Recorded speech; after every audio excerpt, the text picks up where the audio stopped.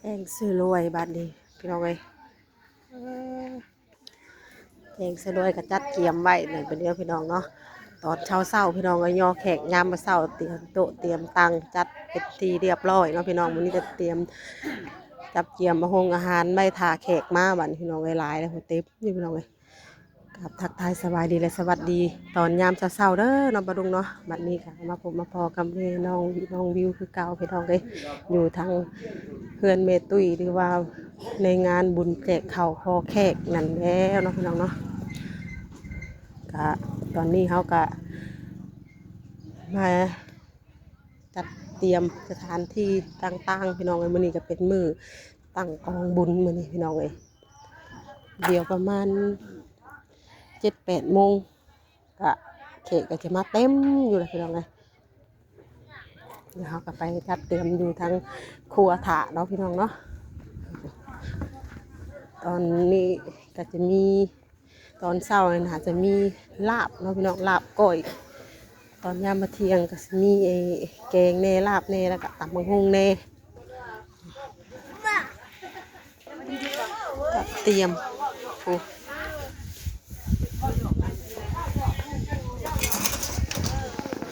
เกาะมาแขกเตรียมไว้ตอนเว้นเนาะตอนเว้นน่ะจะมีตำบักหุ่งตอนเช้าเนี่ยจะมีแต่ลาบอย่างเดียวเอาเฮ้ยหมอนี่ตัวแกงต่างหากบ่ว่านี่เพนว่าแกงมันเทศหัวบัดเทศน่ะย่ามันยุ่งกับหมออ๋อแยกแกงอ๋อเพราะว่าคือว่าอันเองล่างหมอใหญ่ไปพูดได้สิล็อกหมอใหญ่เพนว่าแกงนั่นแหละบัดนี้เพนว่าหมอนี่แกงไว้ต่างหากเนาะอ๋อโอเคเดี๋ยวเรียนเพื่อนยาลูก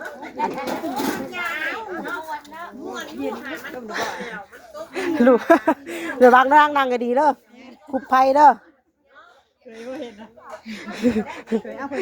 เอาไว้ให้ไผ่เมื่อปิ้งนี่เสื่องแล้วแต่เบิ่งอยู่เนาะไว้ยังเป็นตอนอยู่เลยจะไว้เมื่อให้ไผ่ปิ้งใช่เพราะว่าย่ามันน่าชุกพุ่นน่ะแม่นบ่ไปเลยเฮ็ดก่อนติบ่หมอแบบว่าแยกแกงเพิ่นย่านแบบว่าสุนซวยกันเป็นต่างหากต้มไว้เปื่อยแล้วก็มีช่างบ่สนก็หมอใหญ่หมอใหญ่เพื่อเฮ็ดเพื่อหยังเพราะว่านี่เอาให้พอแล้วมันมกแต่ตื้อมิกเพราะว่ากระดูกนะเอาเพิ่นให้เบิดก็บ่ได้ถ้วยถ้วยอย่าบ่พอเนาะเพิ่นเนาะเอาลงรถซะสิเรือแล้วก็เฮาคือเก่าเรียบร้อยเป็นย่อเขกย่อคนถูกมาพาหมอติพาหมอนี่ก็สำคัญเด้อจักอยู่ทางใดเด้อนี่ถ้าหมอคือว่าสำคัญนะอยู่แถวอันล่างพุ่นบ่เคยจะไปเบิ่งน่ะบ่มันบ่เคยเห็นมันหลายอย่างเลยเนาะเนาะหนึ่งข้าวก็ยังบ่ทันได้ถอยอยู่พี่น้องเอ้ยยังหนึ่งอยู่อันน้อยใหญ่อายแต่ตรวจอยู่กล่องโฟมนี่ก็เต็มอยู่มีแต่ข้าว7-8-9หวดเลยหวดหม้อใหญ่ๆ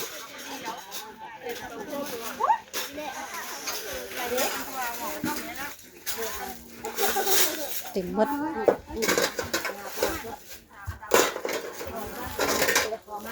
ผักหญ้ากันใส่ถุงไปเรียบร้อยจัดถุงเรียบร้อยเลย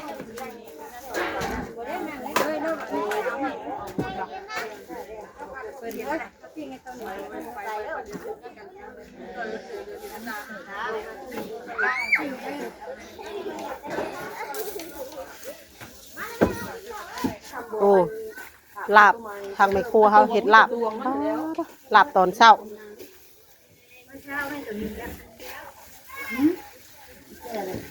ลาบอยู่เทิงพี่แล้วจังเอาลงลุ่มคุณบอกหรือว่าตักอยู่เทิงเฮ็ดติตักไหลลงเลย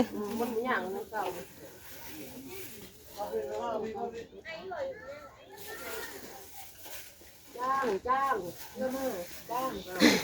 เดี๋ยวบ่สิคนหรอกมึงอ่ะ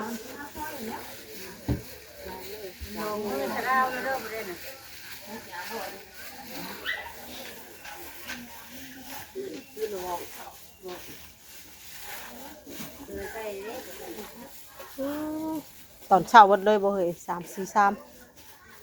เอาแล้วชุด3จ้างอยู่เรื่อย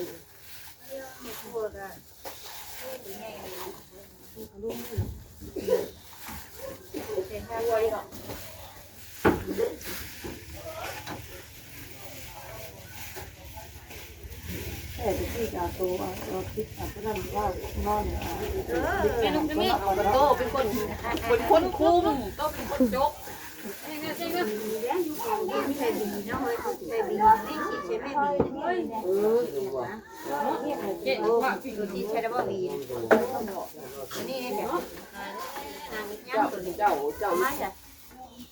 ไม่รถเป็นยังมีน้ำเจ้ามีรถได้มีแม่ เบิดขวดหนึงนะบ่เฮ้ยนะยังบ่ บีก็เบิดขวดหนึงเลยจะสิเมื่ออะไรให้เรามาสูบเองเนาะ โอ้ยบ่มีบ่มีเพื่อนค่ะบ่มีข่อยบ่ได้ขู่เมื่อยเด้อข่อยบ้านถูเว้าได้มาลำเชื้อลำพี่ก็บ่มีช่างอีบ้านโข ใหญ่จักหลายติใหญ่จักพืชหลายมาลำข้าวหนึงก็บ่ ไปเริ่มลงไปเริ่มลงมัดน่ะ แล้วเขาบอกให้แจ้งเนี่ย อันเมียศิรวัตรเพิ่นว่า ไม่คิด ใครเป็นเมียศิรวัตรเลยแม่นลงไปเลย แล้ว พุดสิ้นก็คือสิแม่นมีแผนกพุดสิ้นนะว่าลงไม่บ่จัก พูดวัดนะ วัด ผู้บ้านไหน มันยังถ้าพูดห่อยยังพูดใครจ้ะต้องสิแม่มีเพี้ยมีอย่างพักเฮ้ยนี่คิดอ้าวคิดวัด วัด เอาเราเพี้ยนคูนึงก็น้ำยาไปแล้ววัดได้ เตรียมขาก่อนเนาะบ้านน้องเนาะบ้านนี้เดี๋ยวสวยๆจังน้อยพุ่นแหละ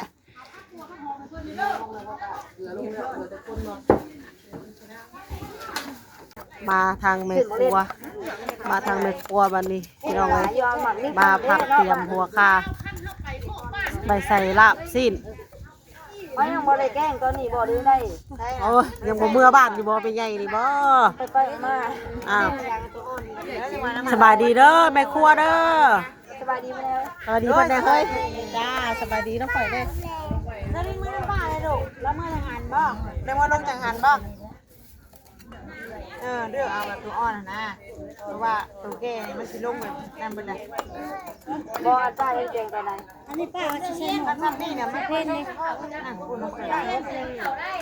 เนี่ยมันจะอยู่บ่มานั่งพี่ลูกมานั่งพี่ นะบ่เมียนเพิ่นว่าไปอยากสอบก็หมอใหญ่เพิ่นเฮ็ดแล้วจะเรียกรถหมอน้อยนะแต่ว่าแข็งแรงเป็นเสื้อผ้าขาวอยู่บ่ มาต่างกันมานั่งกับปุ้นบ่ซะคือว่าใส่อันใส่ลาบน้ำแล้วบัดนี้น่ะอันตัวอ่อนมันเลือกใส่กับปุ้นจ้าแต่คนน่ะเพิ่นปั่นอันลาบ ปั้นในอันว่าเราบางวันตัวว่า ให้เอามา เราเมื่อวันจะคืนเนี่ย ก็ไปจนบ่ฮู้ เอาแบบเอาเจ้านะเอาเลยแม่คิ้วแม่คิ้วปันดึงมาดุดึงมาอันหน่อยได้ตัดเป็นหน่อยนะ ปั่นเฟส เราไปปั้นของน้ำ ไปปั่นไปหาที่ว่าที่อันปั่นบักไม้นะ นั่งนั่นนั่งลงนั่งลง เขียนว่าแต่ก่อนน่ะ หลอกอะไรสายไฟมีแบบปั้นมีช็อตไปเสมอ แล้วเมืองคือแรงให้สินะ เอ้ยแต่ว่าไปปั่นน่ะไปปั่นไหมตัวไปปั่นมื้อนั้นน่ะนั่นนี่ตัวจีน นี่แหละเรานี่แหละว่าปั้นดี อึดเด็ก ปั่นก็มีใหญ่พอภายในลูกไปอื่นโยมถ้าเราปั่น เล่น ก็ แล้ว ได้ เราโตเกียว เอาแบบปั่นเนาะ เก่งน้อยนะ จานเขาว่านี่ เขียนเป็นกำลังใจให้นะ เดิมอย่างนี้ไม่ธรรมดาแล้วมากเขาชมได้เพียงเป็นเพียงตาย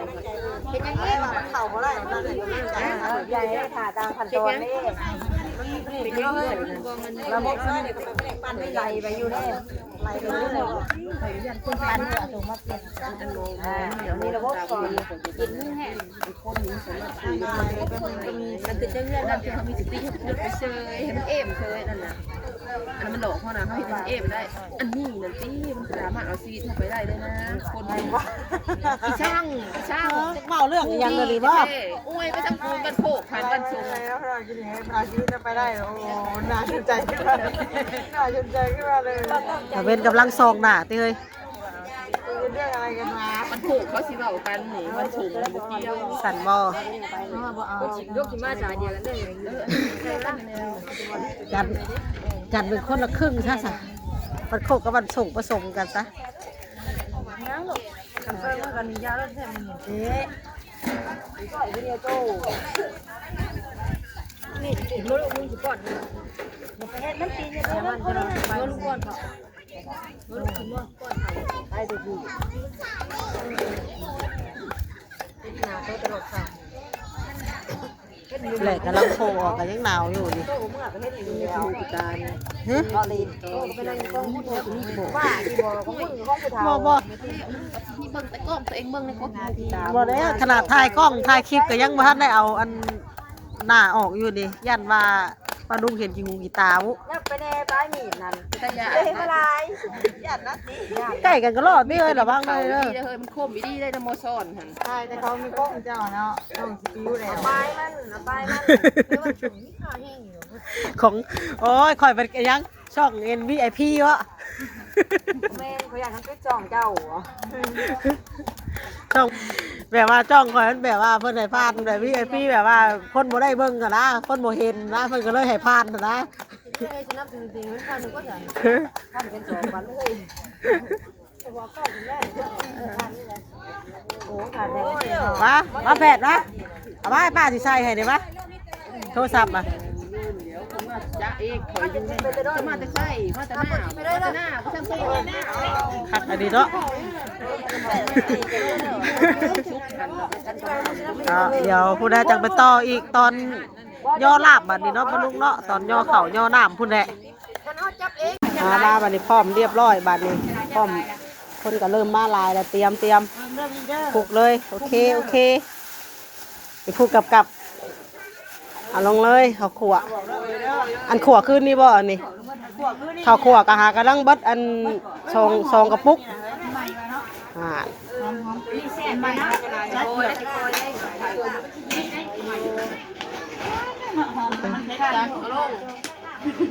ใช้ก็ได้แล้วกิน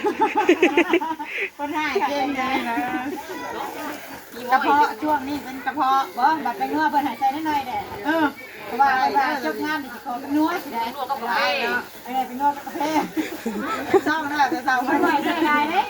ตอนนี้เราเพิ่นไหวใส่ลายแต่ว่าอันบันพริกให้ใส่ลายเอา เปิดแล้ว ครัวได้ โอ้ลูกสิมันจะพักงานวะ เพชรมาแน่เพชรอ้าวจะเลิกป่ามันบ่ได้แล้วพริกเพชรน่ะเป็นผู้ ร้อยอะไรคิวไว้ อันนี้ใส่อันไปกวนมันกวนกันเลยขวดเอาไปไหนมาใส่แห้งแล้ว อ๋อนั่นบ่เฮ้ยน่ะซกเล็กบ่ทางนั้นน่ะทางนั้นเฮ็ดซกเล็กใส่ย่อมสีสันใส่แนวนั่นหน่อยนึงเพิ่มเลือด เขาใหม่สิอ้าวเขากลัวพอเราขึ้นโยนเดียวใส่ไปยังกับกับมาเขาหอมอันเขากลัวพอเขาลงหลายแล้วนู่ปล่อย เต้านี่นะเห็นน้อยฮะ ร้อย ยังเฮ้ยเอามาแล้วมีแล้วคนมันมันนี่เลย ซอยลาบขณะกำลังคุรุนลาบนอนเพีย ซีมี สีมือไพ่นี่น่ะบ้านส่งบ่ ชมมันโคกแซ่บอะไรจังเป็นมันโคก มาแต่บ้านอื่นเลย มาตะวันอื่นว่า แต่บ้านอื่นแม่ครัวกะ กำลังเฮ็ดอยู่บ้านก้อยเพิ่นกันนะยังสุดเพิ่นไงแต่ปะเปิดมือหากระชามกันบ้างได้ กำลังมักอันหัวค่าท่ามักเพี้ยมักหัวค่าแมนเบิด2-3กระซามน้ำมันนะ เอาไปตัก บับเค ตักเลยบ่ ตักเลยบ่คน เลยบ่ ใช้คนหากำลังเริ่มมาแล้ว ว่าคนกำลังล้างมาตอนนี้มาเช้านี่สิบ่มีแกงเนาะมีแต่ลาบเนาะลำไปน้อยเนาะน้ำ โดย ลาบว่าท่านบ่แกงน้ำแกงบ่แกงตอนเย็นเอาเนาะตอนเที่ยงเนาะ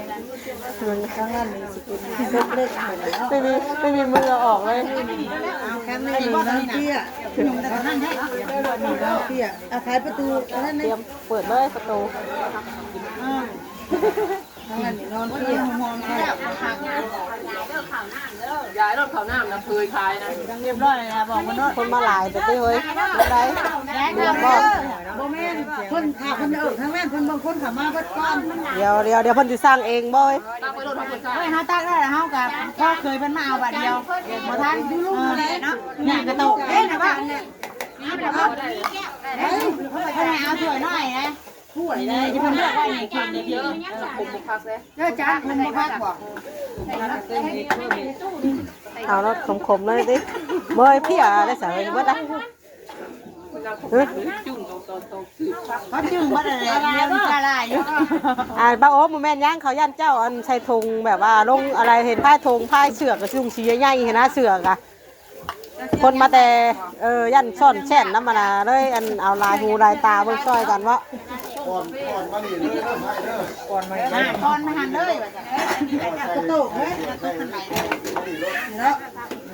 เลยห้องเลย ได้บ่ย่อได้บ่ เปิดอีกได้บ่ประตูเลย ใครพี่เวลา ตั้งเตรียมพร้อมแล้วตั้งได้ป่ะ ตักเลยเฮาอันนี้บ่เอาตอนนี้ตัก ตั้งไว้ได้เลย พ่อก่อนจิ้มก่อนเอาไว้จับกันเอาไว้ ตั้งไว้ พอเด้อเฮามาพ่อแล้วก็พ่อ คือบ่จงสีนั่นแท้พักอย่างคือหลายอยู่บ่พักคือหลายใช่พักหน่อยได้สิ แต่วันนี้พักในที่บ่แซ่บบ่ เป็นค่ะ แซ่บเลยว่าพ่อแหละครับ เห็นว่าพักหลายถูกไหม เฮ้ย ก็คน เกิน ก็ หลายหมดเลยค่ะไม่ก็เลยว่าหลายเกินไปบอกพ่อกัน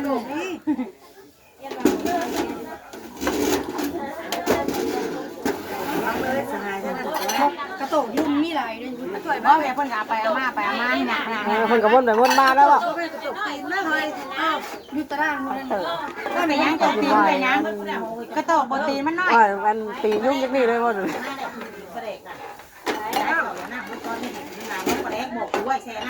โต๊ะอ่ะ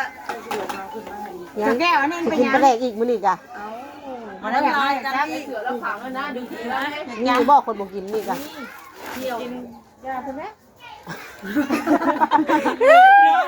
บ่หลังแม่ว่าหลังแม่มาชิมกินน้ำกินก้อยกันว่าไอ้ได้ มากินปลาแดกก็สัตว์ดินั่นแหละสัตว์ดิมากินลาบกินก้อยมากินปลาแดกดิงานคนแล้วแล้วยังบอกเราว่าหลังๆแน่ว่าค่อยแน่ดิ เหี่ยวก็เดียวอ้าว นิบยังได้บาทนี่ จิ้มแก้ว โอ้ยอ่ะแม่เอ้ย เฮียวัดสิโนนะ เฮ้ยแม่นเสืองยังเสืองไม่จิ้มแขวมันพี่น้องเลย มีทุกทงได้บริ แทงเด้อมันแท ยัง งว่าเอาทรงใส่ทง แทงเด้อแทงถุงเนาะโอ้ย เออ ข่าวว่าน้ำแข็งว่าเฮ้ยข่าวมันโตตักเตรียมไว้เดี๋ยวใช้ไล่ไว้ให้คือเอาไปต่ออีก นั่นแหละยังมาอยู่ เดี๋ยวส่งลงต่อพุ่น ทางกักโลกทางงานแล้วเรียกมาแบบนักเลิก เตรียมมาด้วยติ ที่เราไม่ได้ได้ เราจะได้จับไปง่ายๆเนาะ ยังไงไม่ได้ เตรียมมาใส่กระปุกไว้ เดี๋ยวมันได้สุดเลยจะได้เอาไปลงเรือ จะได้จับไปเลย ย่างสิดูได้เขาส่งนูเลยนะ ก็พวกยาถุงยาที่เราปวดนึง นะกระปุกข้างหลังนะ นี่มันชุดมันหมักอยู่นี่ ถวยเข้ามาได้เลยย่างอะไรกันเพราะติดนี่ จะกินเบียร์ได้ เอ้ายายยังรุมเพันยายเข่าเลยนะเฮ้ย ยาพันยาข่าวแล้วก็ โอ้ กันเดี๋ยวที่เขามาเลือด คนก็เริ่มมาหลายเลยปลาดุงเลยทางลุมบุกเซลอยู่บึ้นอยู่ทางลุมบุก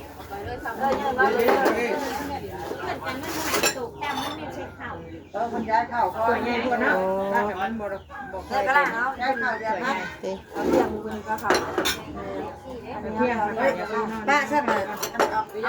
อย่าป้าหิ้มที่เหนื่อยตกใจเด้ เอาเถอะหน่อยใช่เดียวไปเลยเถอะหน่อยใช่ ต้องห่วงเฮ้ยหลายเทื่อมาเอาก็ได้เฮ้ยเคยเฮาหลายอยู่ มันติดตกเงินมาต่อ ประมาณนั้นแหละมันเต็มไปโต เก็บ ค ความ วาม ที่ มา หยา เกี่ยว หลับเหยียบจัง ยุ่งยากดิ แม่ครัวหัวหยุ่งได้เขาสิว่าติยังพุ่มเป็นหยุ่มไหมโอ้มา